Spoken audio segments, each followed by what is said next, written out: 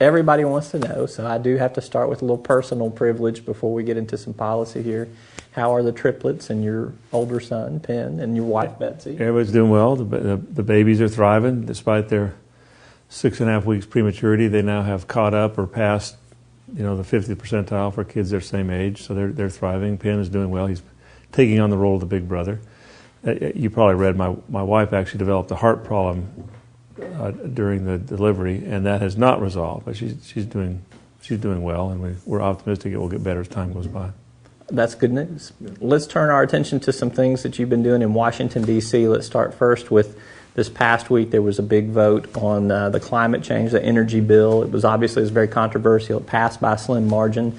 Were you surprised that it was as close as it was? No, I wasn't. It was you refer to the legislative process. I mean, this is a work in progress. The bill, what we passed on Friday, will not become law. It's going to go through a whole lot more changes. The Senate's got they may use that as bill as a starting point, but they're going to make some big changes to it. Then it's got to go to conference. And I think when it comes back, if we get to the point where it comes back with a final conference report, what we call a conference report, which is the final version that both houses have to vote for, identical language before it goes to the president, I think then you may see a bigger vote than that, because people are still trying to figure out all this about what is the best way to address climate change. My view is that climate change is real. The science is undeniable. It's going to have huge potential impact on our country and the world, and we need to address it. And this is the legislative process that does it. But I'd say we're about the third or fourth inning of a 9-inning game, and it's still a work in progress. What do you think will be the biggest things that the Senate does make changes to? What do you foresee? I can't predict what they will make changes to.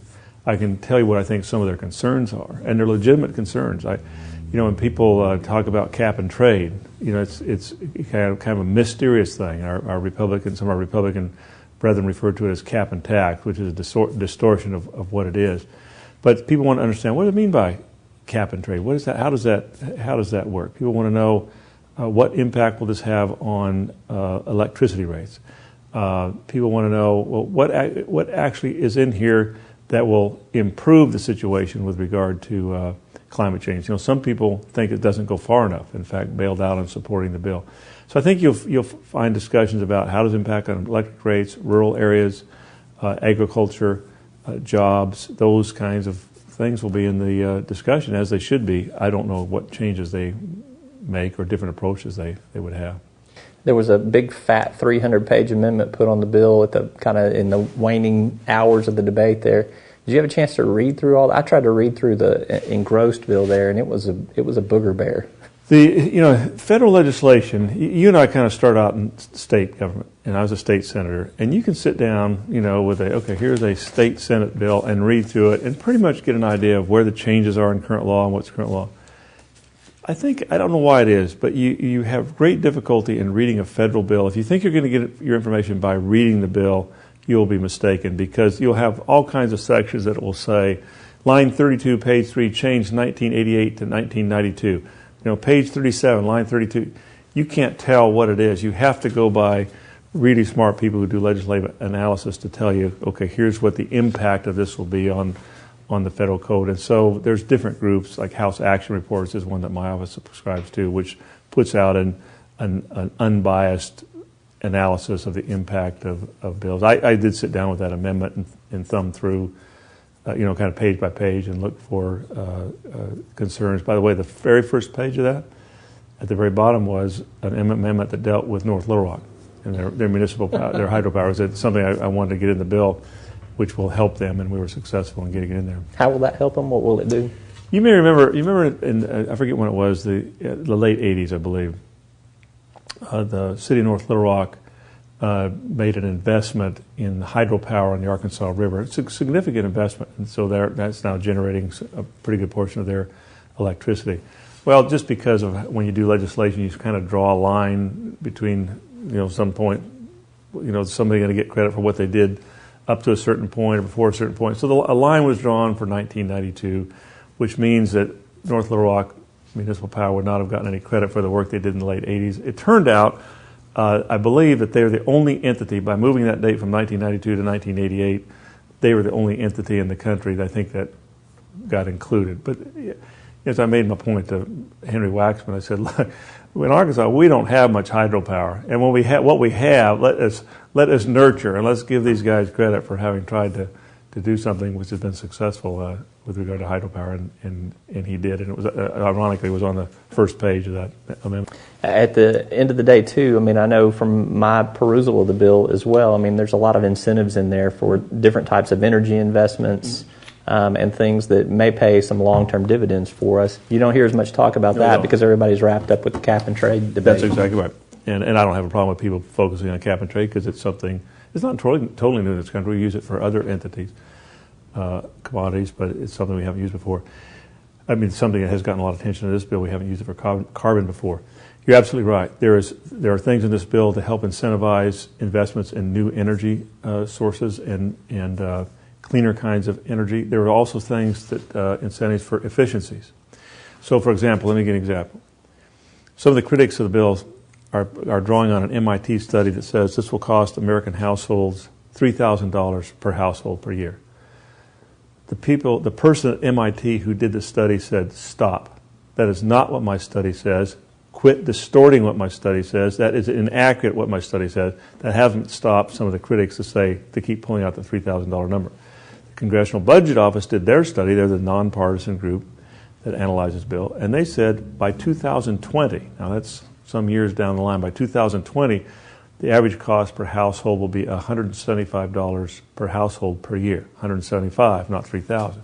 But that number, which is, I think most people would say, that's reasonably low, given it's 2020. That number does not take into account any kind of savings that a household may have from improvements in efficiencies. And so I'm hoping, that's over a decade from now, if this bill were to become law in the next year or so. We may see some fairly dramatic improvements in efficiencies with how we move electricity around, how we do heat and air in our homes, car mileage, washers and dryers, which are a big user of energy in homes. But that 175 does not take into account that there could be some fairly dramatic household savings over a year's time by some of these incentives in this bill and also in some of the other bills. But you're absolutely right. That is a big part of it. It's not just a carbon cap and trade bill. It deals with improving efficiency, so we need less energy, and new forms of energy. It's a monster. I found it very good for getting to sleep at night by reading through it too, to be honest with you. May I say one more thing since we're talking about energy? And I think some people have looked at it, or some people have criticized it as being, that's that Nancy Pelosi from the left coast, and this is wacko San Francisco ideas and all this kind of business. Do you know who's been the biggest advocate for the passage of this bill on Friday in Arkansas? Entergy. I mean, they have been aggressively lobbying on behalf of it for two reasons. Number one, Wayne Leonard has been very public in his statements. He believes that climate change is real. And he specifically talks about, disappearing coastlines and increased storms and those kinds of things. But that they are convinced as a corporate entity that climate change is real and needs to be addressed. But the second thing is business needs predictability. This is not an anti-jobs bill. It's not an anti-business bill. This issue, if you believe, and most people do, that climate change is real, then we as a country and a world need to address it, and we need to do it in a way that gives predictability to the business community. Otherwise, it is really hard for them to think about, I want to invest in a new energy source, but I don't know how that's going to be treated 5 and 10 and 15 and 20 and 25 and 30 years from now. Yet in order to appropriately analyze what kind of return on investment they need, they've got to have more predictability than what they have now. So Entergy has been very aggressive about this, both because they believe climate change is real, but also because they recognize this legislative process is going along. The bill will change, but we need to not stifle it now. That predictability that you're talking about is something that the wind energy industry, for instance, has had trouble with up until the tax credit being renewed late last year. So they did not see the credit market problems coming that really caught a lot of people by surprise. Wind is still going to be a part of America's future, as will solar. We have to solve the issues that a lot of them are having with regard to finances has hit a lot of industries, not just the energy issue. But we're going to get through that, and we're going to find that wind and solar is going to be in the mix. It will help states like Arkansas because it takes pressure off. Natural gas is in the mix. Nuclear is in the mix. But these kinds of, and coal is in the mix. And so we have to look at all these things, but we have to do it in a way, and the whole purpose of that bill is we have to do it in a way that does not impact negatively on this world, because that will impact on the lives of our children and grandchildren.